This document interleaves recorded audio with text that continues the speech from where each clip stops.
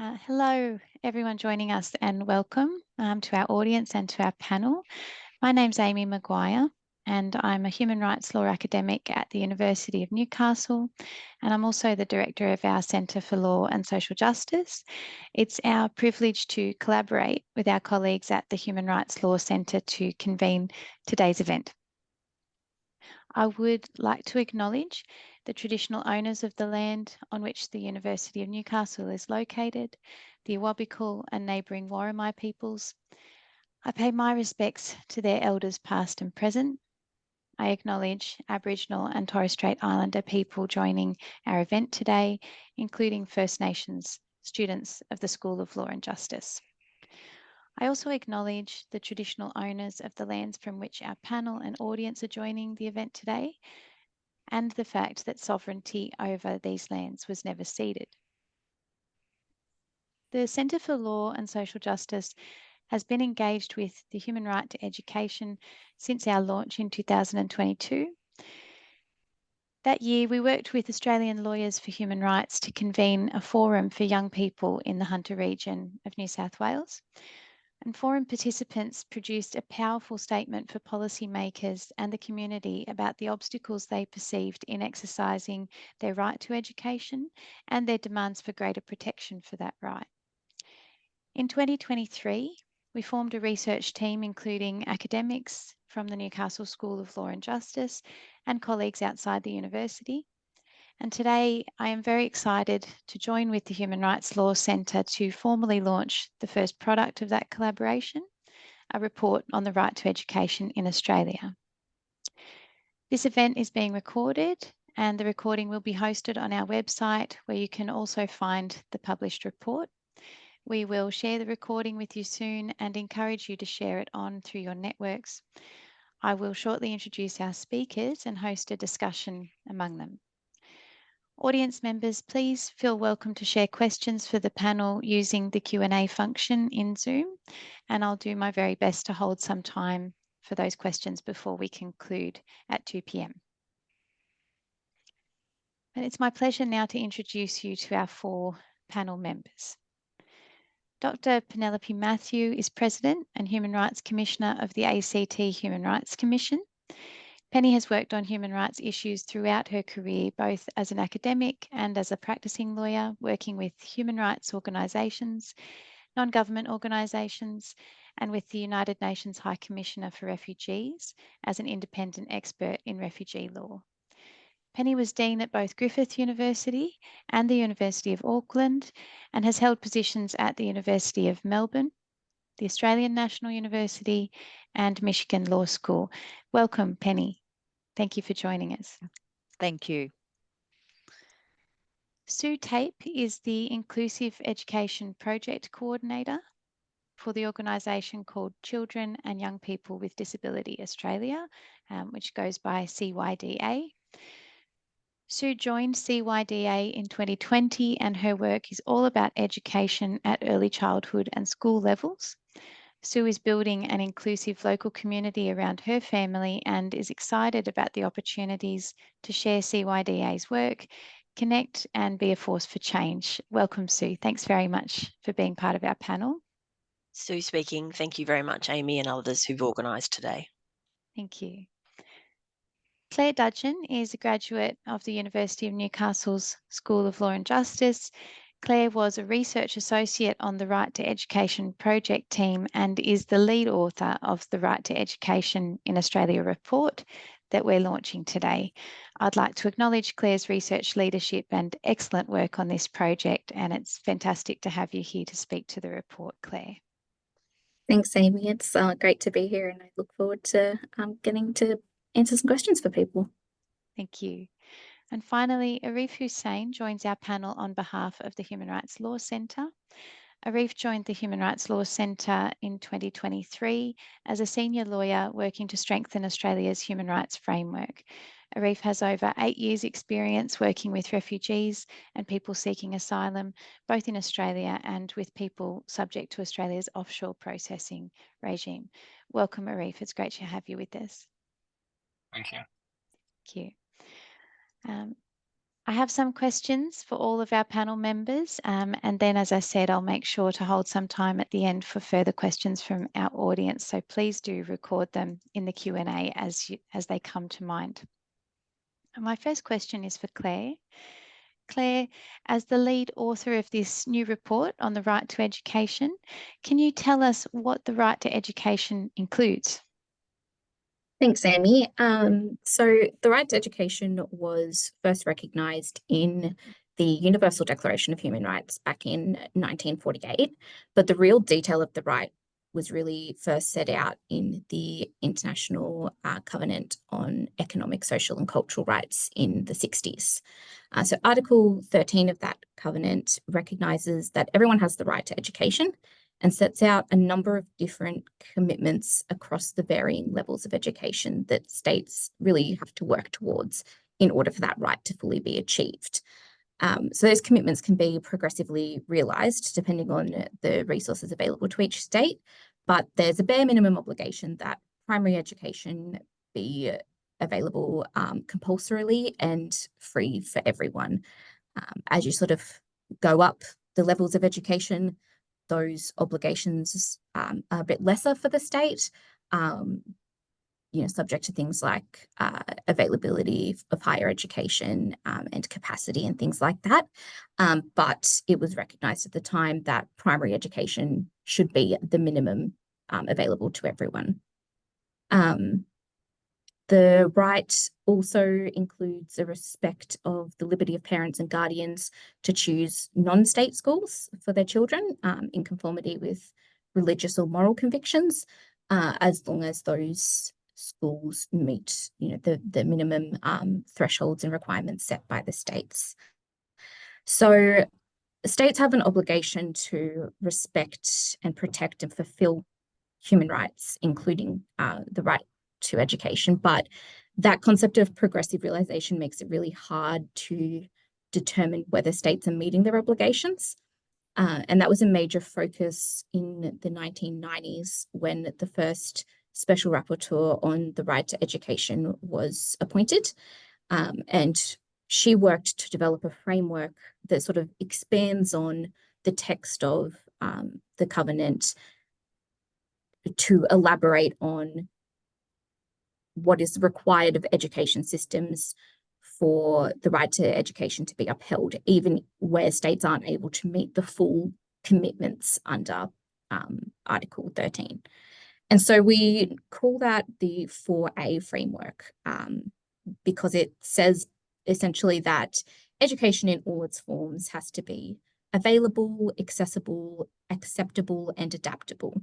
So to be available, that means there has to be enough schools to cater for the number of students, and those schools have to have physical infrastructure, school buildings, teaching and support staff, sanitation facilities, basically anything that's necessary for a school to function.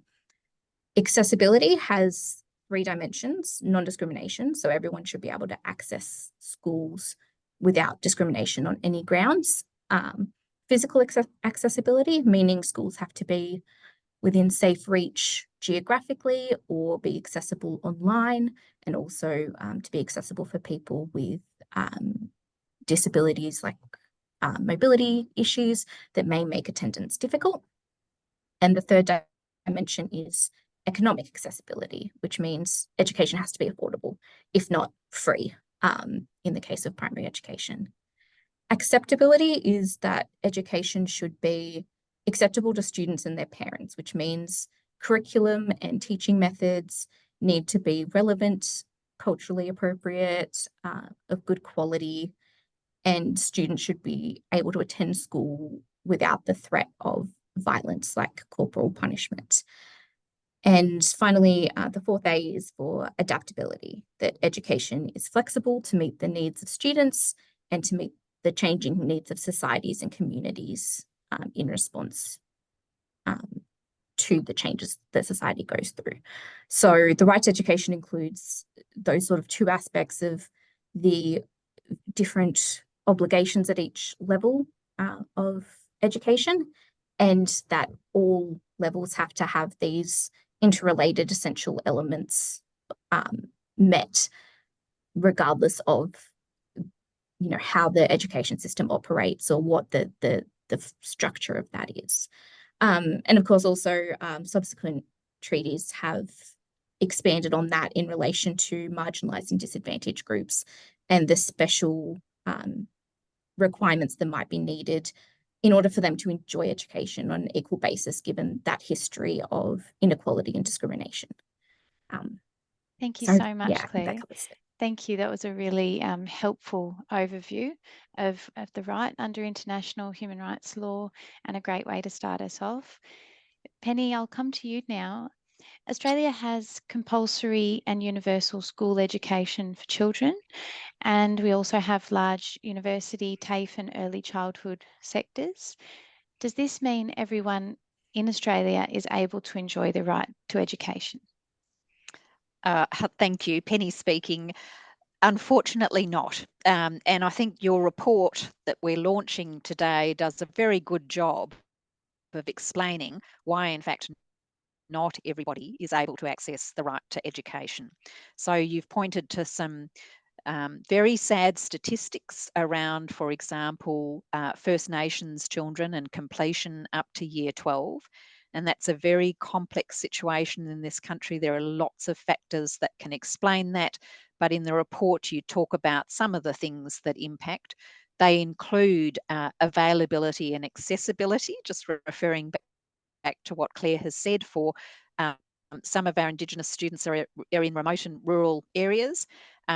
They can also include factors relating to acceptability and adaptability, because we don't tend to teach a lot about the oldest living culture in the world, in this country, and that means that First Nations children are not experiencing their own culture necessarily, and we, the rest of us, are not getting to experience it either. So that can impact on their educational attainment. And there are many other factors owing to the legacy of colonialism and disadvantage in this country that impact on First Nations children and young people. Another issue, and Sue, of course, will be able to talk to this much better than me, is disability. And so we've seen in the recent Royal Commission report on disability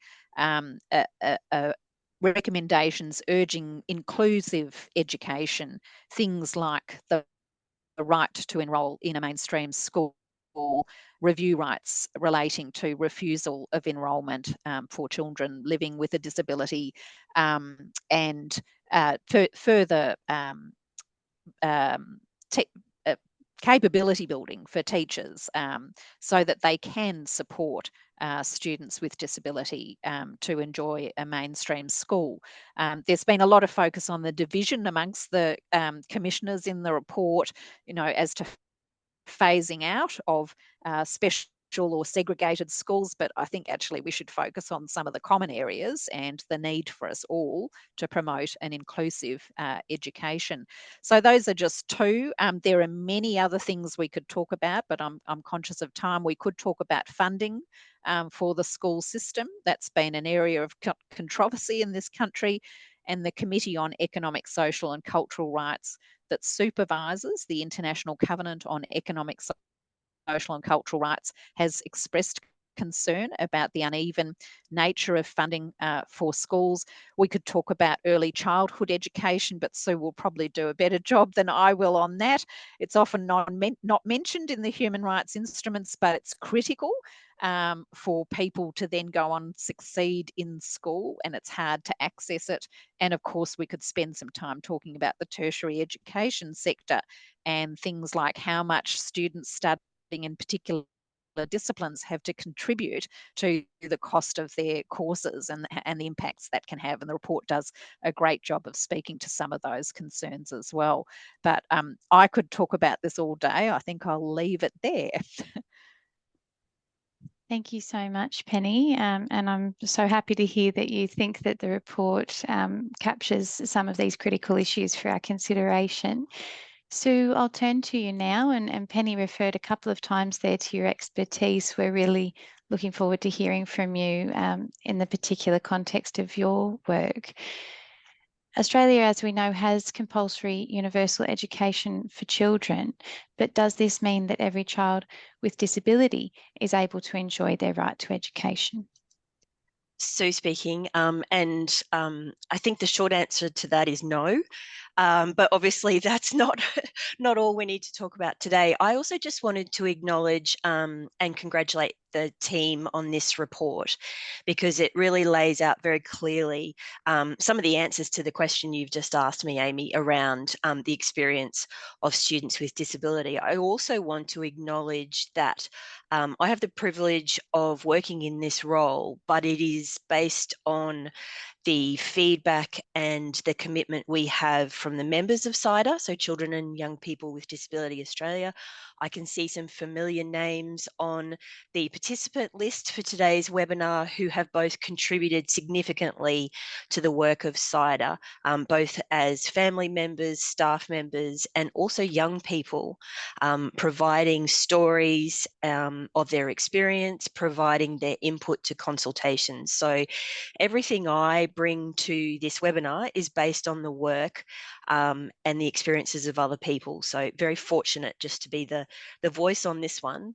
I also wanted to make sure that I was clear that there are many teachers and school leaders who are working very hard for students with disability to have a good experience. But in the most part, those teachers are poorly supported by the systems themselves, and they are often doing this good work in spite of the system, not because of the system. And I think it's really important when we're talking about the right to education, that it's about obviously children with disability and students with disability having the right to that education, but also for those people around them to be supported to deliver on that right to education. And that's where many of the pitfalls are coming in. So remembering that we have 13 years of schooling typically in Australia that we have access to as a country across the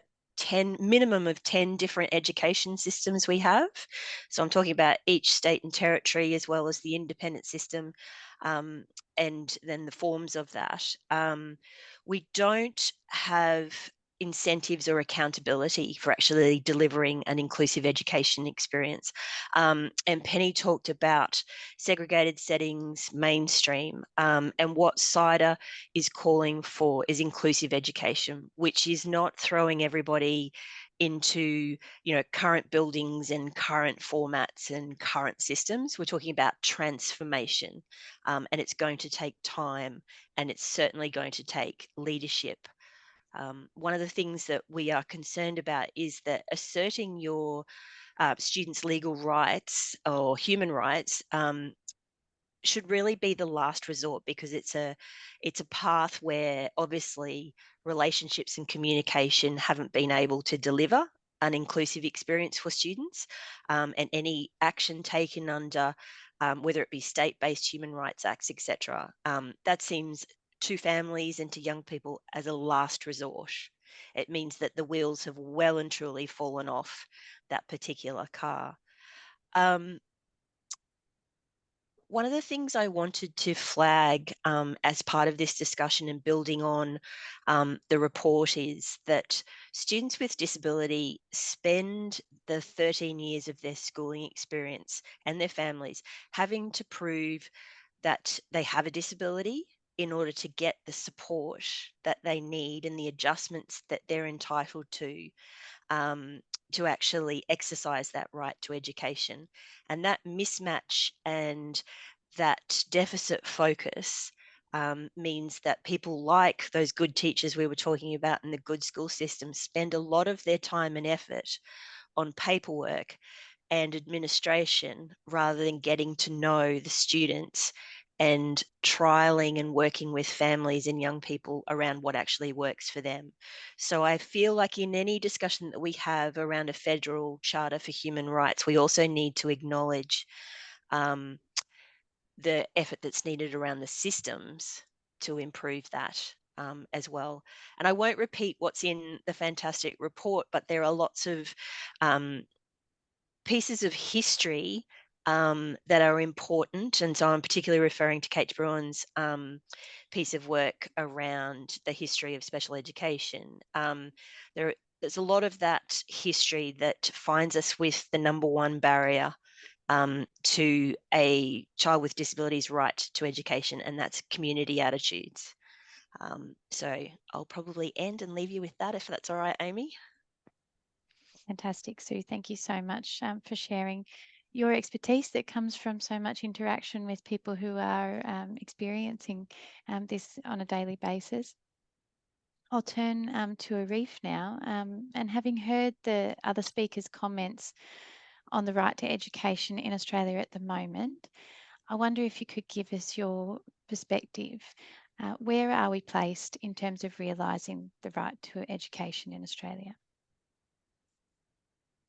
Thank you, Amy. Just like to congratulate again the university for publishing such a great report and for Claire's work. We've been really grateful to have contributed and being involved with the report as well. I think, as mentioned, it's also a great timing to launch the report at this moment because there is currently a review of Australia's human rights framework being undertaken by the Parliamentary Joint Committee on Human Rights, and they're due to hand a report at the end of March. And hopefully there is a recommendation for a Charter of Human Rights for Australia. And this report will help to build momentum and be used as an advocacy tool to not only highlight the inadequacies of protections in Australia in terms of rights to education, but also a pathway to how to protect it in a potential charter. So in terms of answering your question, I think as highlighted in the report and Claire and everybody else, Australia is a signatory to some very important human rights instruments that protect the right to education, but there is no enforceable right to education in federal law in Australia. So this is especially important for certain groups in Australia, who experience barriers in terms of accessing education, and some of those groups have been highlighted already. So that's First Nations communities and people living with a disability, refugees, people seeking asylum, and stateless people in Australia.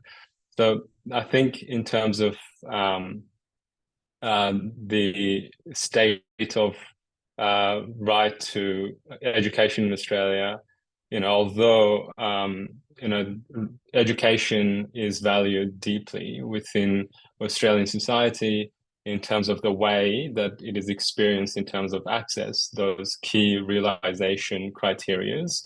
The people who experience certain barriers in our society, their right to access education are further compounded. The reason why it's important to highlight the impact of the right to education on certain groups who are marginalized in our society is because the right to education with some other rights are also referred to as empowering rights. So the right to education allows people to participate in society. It's also vital in terms of eliminating poverty, ending exploitation, and empowering marginalized groups in accessing their other rights. So these are all the things that have been highlighted in the report. And I think it's important that we build on the momentum going forward and to ensuring that the right to education is protected and recognised in law in Australia through a human rights charter. I might be a little bit biased, but I tend to agree with you on that point. And thanks very much for your input there. And thank you to all our panelists. I'll ask each of you one more question, and then I hope to go to some of the questions that I'm receiving from our audience members. So I might ask if everybody could just maybe speak for no more than a few minutes in response to these questions, then we'll make sure to have time for our audience as well. And I've had some really interesting questions there already. Before I ask further questions, I should also bring the audience's attention to the chat window if you haven't seen yet. Saskia has shared a link to the report, so you can now download that for reading and sharing if you'd like to find out more after today's conversation. My next question is for Penny, and this is an opportunity for us to hear about your work with the ACT Human Rights Commission. Penny, can you tell us, please, what the Commission did when children seeking asylum were being required by the ACT Department of Education to pay upfront fees to study at public schools?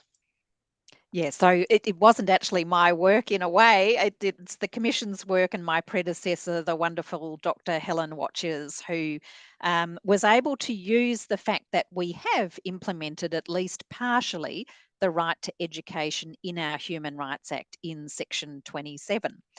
And the reason, of course, that refugees and asylum seeking children were having problems of this nature, having to pay upfront fees, is because of the Commonwealth's settings.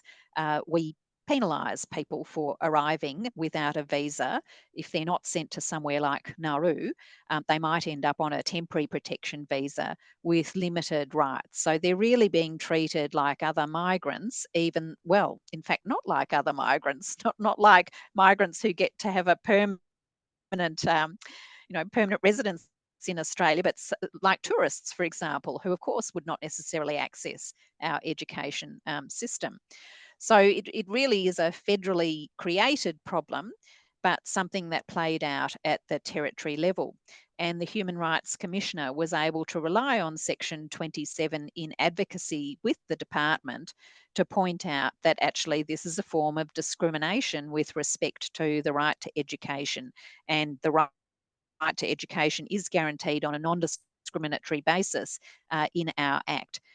There had been a kind of complex waiver situation where the parent paid the fee up front and then you could apply for a waiver. This is not really great for refugees and asylum seekers who've often given up everything to reach a place of safety. So it was completely unworkable, and in some cases children weren't going to school. So it's actually a great example of what can happen if you've got a right to education protected in law.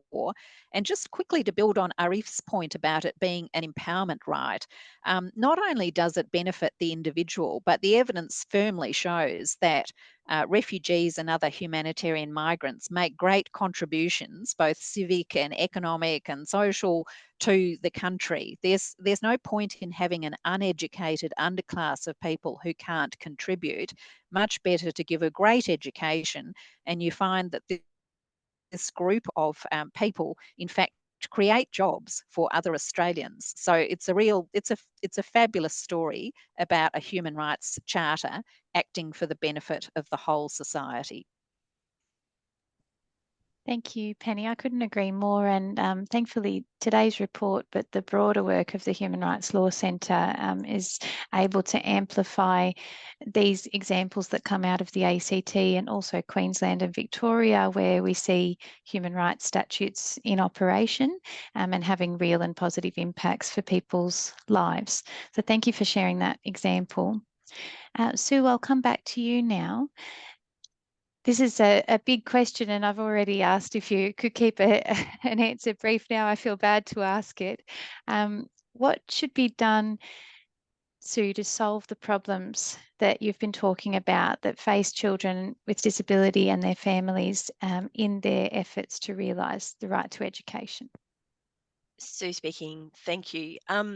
I wanted to just, I suppose, focus my first part of the answer on the idea of a federal charter of human rights and looking forward optimistically to that. And I suppose wanting us to make sure that we don't fall into the trap of limiting students with disability when we create those kinds of structures. So I'm going to throw Queensland right under the bus here. And, there's 2 caveats in the Queensland Human Rights Act, for example, where it talks about appropriate to their needs. So in Queensland, someone else gets to decide what's appropriate. And for further education, it says based on their abilities. So we need a federal human rights charter that does not put such caveats on students with disability. That's the most fundamental point I wanted to make. And then the other piece is really around what happens next, or what happens with that charter, and it's about transformation. We need to invest more as a country in seeking and actioning student voice. So what young people with disability know about their own experience and their own engagement at school, and listening to them about what they would like to see. We need the next National School Reform Agreement, which is underway now for negotiations, to champion students, their experience, better data and accountability. We need to invest in workforce development and representation of people with disability in the workforce.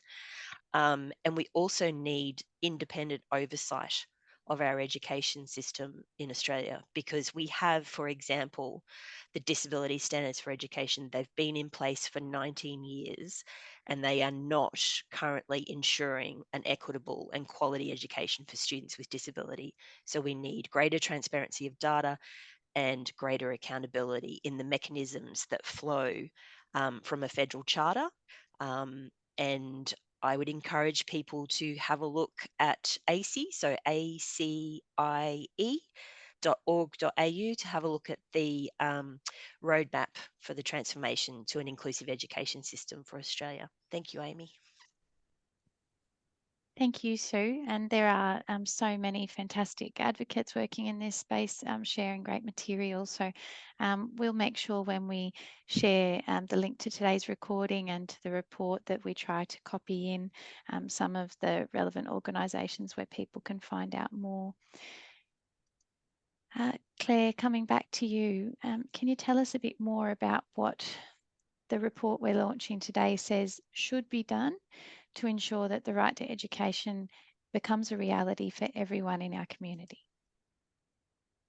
Thanks, Amy. To keep it brief, really, the report advocates for a federal charter of human rights that includes the right to education in a broad sense, not adopting some of the more restricted definitions that have been used at the state level. Specifically, it calls for a charter that includes a mechanism for people to advocate for and enforce their rights when they are breached, and to seek remedy to I guess, compensate where those rights are breached. An important part of that is sort of addressing some of the shortfallings in Australia's existing human rights mechanisms and things like anti-discrimination law, which tend to be, I think, as Penny and Sue have pointed out today, more reactive than proactive. They rely on people who are impacted going through an experience of discrimination and then taking action to remedy that and to be compensated for that. And while that's an important aspect, I think one of the things that the report highlights is the need for human rights to be embedded in the decision-making frameworks that guide things like government decisions around education and the allocation of resourcing, and who, like Sue was saying, who is in the room when those decisions are made. And so the report is really part of that bigger discussion on how do we create a charter that serves the needs of all Australians, given that the vast majority of states don't have a state charter, and that makes human rights everyday cultural embedded consideration rather than something that people have to turn to as a last resort, and only when things have already sort of reached the point of conflict. Thank you, Claire. I think that's a really great aspiration for us to move towards, in the sense of building a society where the realisation of human rights is everybody's interest and obligation. Arif, I'll come back to you, please, for a last question before I turn to the audience questions. In light of everything that we've heard so far, how would a Human Rights Charter or Human Rights Act help deal with the issues that have been raised? And can you tell us what we can do to make a Human Rights Act a reality? I think the core of it, a Charter of Human Rights or a Human Rights Act, whatever you want to call it, it communicates the values that we hold dear in society, and how we want to treat each other. And that those values, communicated in a charter, as Claire mentioned, should be considered throughout decision-making, whether it's policy development, service delivery, lawmaking. Throughout the process, there should be considerations of values that we have communicated in a charter. And at the moment, we don't have that. And we need it based on all the issues that have been highlighted just in this specific area of rights in this report, that, you know, currently marginalized groups like Indigenous people, refugees, people living with disability, don't have full access to the right to education in Australia. So how would, and this is highlighted in the report, in terms of how this charter would work in terms of upholding the rights, the rights that we should enjoy in Australia. You would provide a clear statement of all rights and freedoms in one place, so that all Australians can know their rights and advocate for the realisation. It will ensure that human rights are given proper consideration by public officials in any action or decisions made regarding law, policy, and service provisions. And it will enable people to take action and seek justice if their human rights are violated. So that's what the impact of a Charter of Human Rights would be. And it's clearly articulated in this report, and I would recommend everybody reading it. The other aspect of your question around what can we do to realise the Charter and to ensure that you know, rights are protected in Australia, is to join the Charter of Rights campaign at charterofrights.org.au. And if you want specific examples of how a Charter of Rights from the ACT, from Victoria and Queensland have assisted in terms of enforcing the right to education, and also in terms of advancing other rights in those jurisdictions, you can read on the charterofrights.org.au the 101 cases that we have there. Thank you so much. I have received a number of great questions, and we have just under 20 minutes to see if we can cover a good number of these. Thank you for everybody who has shared a question with me. The first is from Justice Action, who note the massive overrepresentation of Aboriginal people in detention, and particularly the very high rates of youth detention for young First Nations people. They also note that the average level of education for detainees is very low, with most not having completed a Year 10 equivalent at school. And they note that New South Wales and ACT adult prisoners have computer access with access to whitelisted websites and monitored communications in prison, but that similar access is not offered to young people in detention anywhere in Australia. So the question for the panel is whether a computer should be provided for young people in detention, in their cells for access to educational websites and resources. Is that something that could be a practical implementation of the human right to education for everyone in Australia? Would anyone of our panel like to address that question? Penny? I might start off. I mean, I think it does sound like a good idea. There are often issues around worries about accessing sites that people shouldn't be accessing, but it's possible to do things to counter that. And it's a way of providing children and young people with access to the outside world, which in fact they are entitled to while they are detained at the hands of the state. So that'd be my answer. It sounds like a very good idea. Yeah, Thank you, I Penny. agree Go with ahead. Penny on that. And yeah, completely agree with Penny on that. And I think in terms of going back to the empowering part of this right, it will enable people who are detained when they are released to be able to continue with their education or contribute to society and civil society. Thank you. Arif, Sue, did you want to add to that as well? Sue speaking. I suppose to go back to some of the recent news about the experience of children and young people with disability and without in the justice system, I think that our friends at QAI, for example, in Queensland, have outlined some really fundamental things that are missing. And, you know, this is linked to,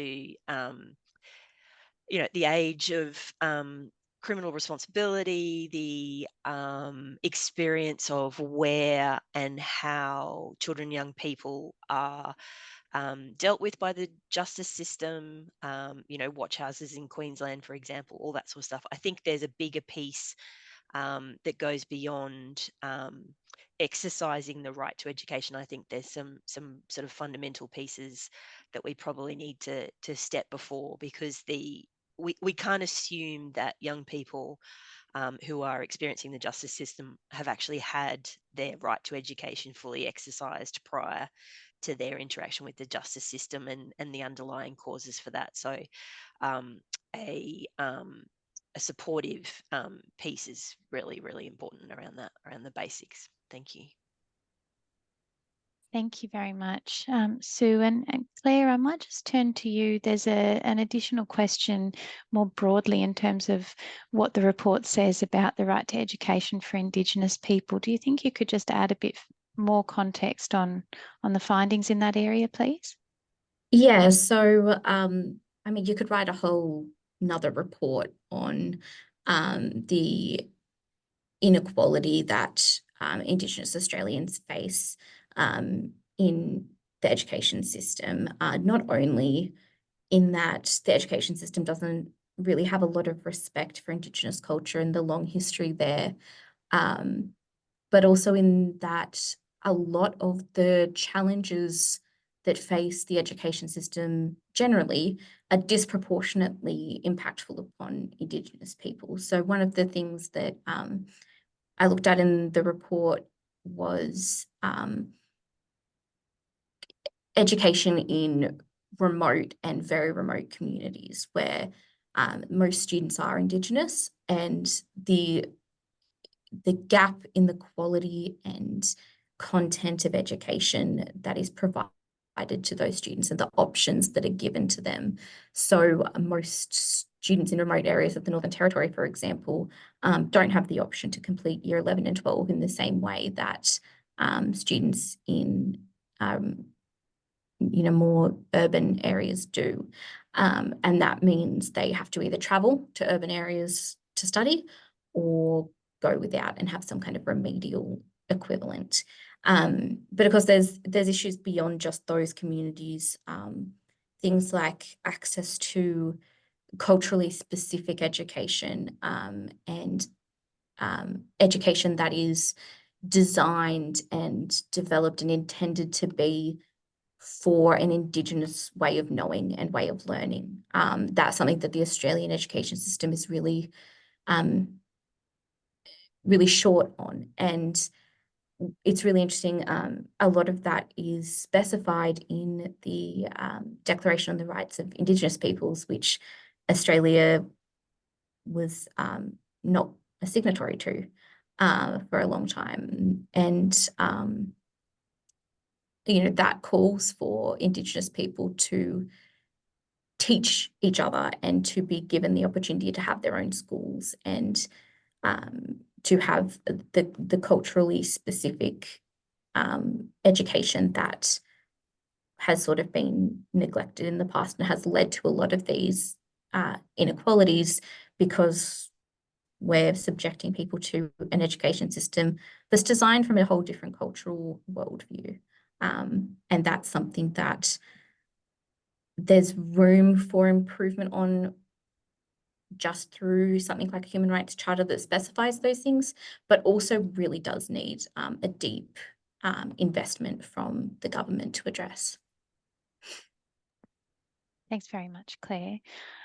I'll come to Sue now. We've had some questions, and I understand that there have been a couple of resources shared already in the chat on this point, but the questions are around issues of segregation and inclusion in education from a human rights law perspective. Specifically, you know, what is inclusive education from a human rights point of view? Sue? Sue speaking. Thank you, Amy.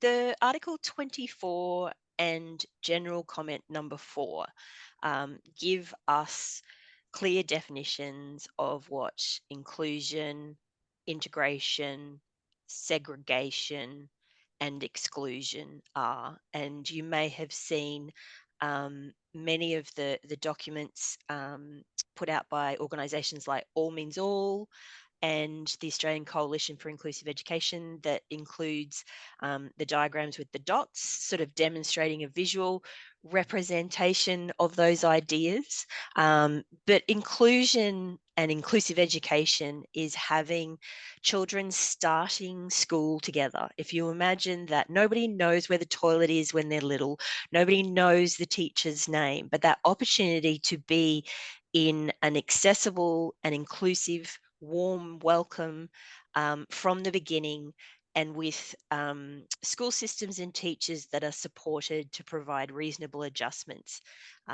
as students start and as they learn together. That's inclusive education, and then carrying that through across the years of schooling, where the system is able to adapt to the changing needs of students as their life experiences come into play at school. We don't all go through our schooling, you know, in a stage situation. We change, we grow, we develop, and that equally goes for students with disability as they progress through their learning. So the ability of the system to adapt to support and to encourage and to have high expectations as well. One of the other things I wanted to flag as part of this is also recognising who each student is. So we have groups of students who have multiple presentations in their learning. So if I give you an example, and Philip has referred to this in his questions, is around the experience of deaf students. So deaf students are, they have a dual status under the CRPD, in that they are both have entitlements and rights as people with disability, but also their specific cultural and linguistic rights. So many students who are deaf or hard of hearing are denied access to language and to learning because we do not have inclusive schools that have bilingual status and do not have adequate either quantity or capability of teachers of the deaf or deaf mentors, etc. So there is a gap in our inclusive approach in Australia significantly, both overall for students with disability, but also for groups of students who have rights under the CRPD to, you know, language cultural experience. So every time we talk about the cultural need for adaptation, we also need to consider deaf students as well. Thank you very much, Sue. We've only got a short time left, and unfortunately I won't get to all of the questions that we've got outstanding, but I'll try and get through at least 2 more. And I might turn to Penny next on one of the questions that's been sitting for a little while, waiting to be answered. It's a good one for us lawyers. So Penny, what are your views on the justiciability of the right to education? If the right were included in a federal Human Rights Act, how should it be framed? Yeah, it is a great question. And so picking up on what we've got in our Act here in the ACT, as I think I've mentioned, it's Section 27A of the Human Rights Act. And there's an attempt to really rein in the right and limit it to what we call immediately realisable aspects. So remember at the beginning of the session, Claire was explaining that there is some leeway. A developing state cannot necessarily provide exactly the same right to healthcare as a country like Australia, for example, and the rights are to be progressively achieved. So in our Act, there is a limit. The rights are limited to the right not being enjoyed without discrimination, and also to ensure the religious and moral education of a child in conformity with convictions of the child's parent or guardian, conforming though to minimum educational standards required under law. And I just throw that one in because there have been a couple of questions about right to education in accordance with religious faith. This idea of justiciability is, can a court, to what extent can a court get involved in deciding whether the right to education has been met? And I am not in favour of trying to rein in the rights and never give courts the power to think about allocation of resources. And I'd like to rely on the South African jurisprudence, where the courts have been given the power to adjudicate with respect to economic, social and cultural rights. They will not absolutely, dictate how a government is to allocate resources, but they will be able to consider whether the allocation of resources has been reasonable in the particular case. And I think it's important that there should be some independent oversight of those decisions with respect to this particular group of rights. So that would be my basic take on justiciability. Recognise that in a federation, it's a whole lot more complicated, but I don't think we've got time to sort of get into the nitty-gritty of that right Too much now. into the weeds. Thank you, Penny. I think Claire does just want to add a little on this point as well. Yeah, thanks, Amy. That 4A framework that I discussed earlier was really an attempt by the UN and the Special Rapporteur to really define the ways in which that right is justiciable. So it was an exercise in looking at what the right provides and the parts of the right that are immediately realisable, even if that might look different in different contexts. And as Penny has said, South Africa has a lot of jurisprudence on the right to education. So does India. The UK has had a number of cases. There is a lot of scope for the right to be justiciable.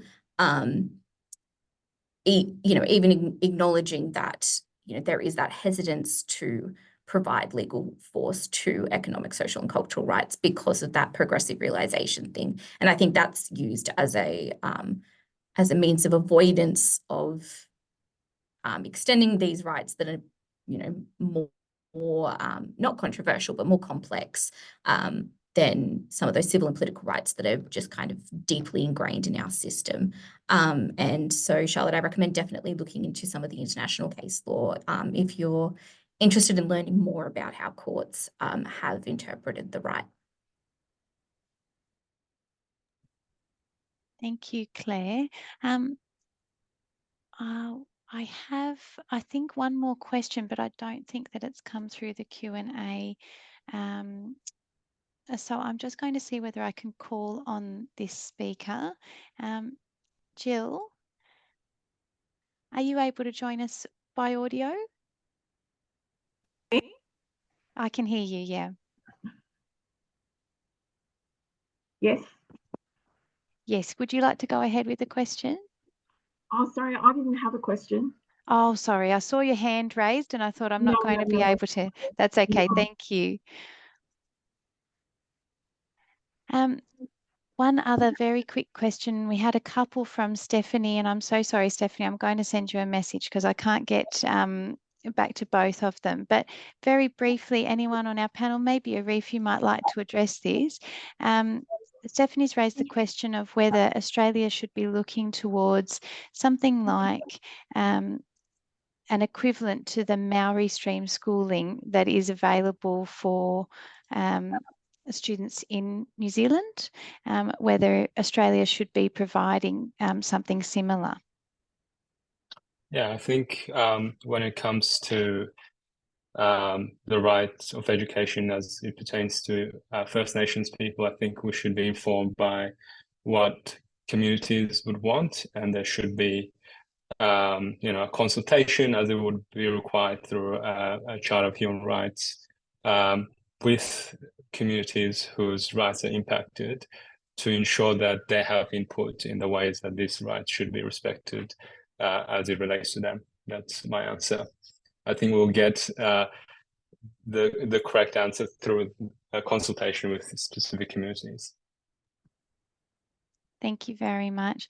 I feel like there's so much more that everybody could say, and it's always the way when we're fortunate enough to bring together such a fantastic panel of speakers, but we do need to bring today's session to a close. And as we do that, I'd like to thank everyone who has made it possible. Thank you very much to our audience for your engagement in this event and with the Human Right to Education. Thank you to our excellent panelists who've shared so many experiences and insights, and to the fantastic Auslan interpreters who have enhanced the event with your participation. I'd like to thank Danny Fadul, the Human Rights Law Centre's campaign manager, for his collaboration on this project, and more broadly his tireless advocacy for human rights, and to the whole Human Rights Law Centre team for their leadership in the campaign for a stronger human rights framework in Australia. And finally, thank you to our Centre for Law and Social Justice Project Officer, the wonderful Saskia Jones, who has facilitated today's event and so much more of our work, and the Newcastle School of Law and Justice for its support. I hope that we will see many of you again at future events. We would certainly love to hear from you at any time, and we will be in touch with the recording from today. But for now, thank you and goodbye.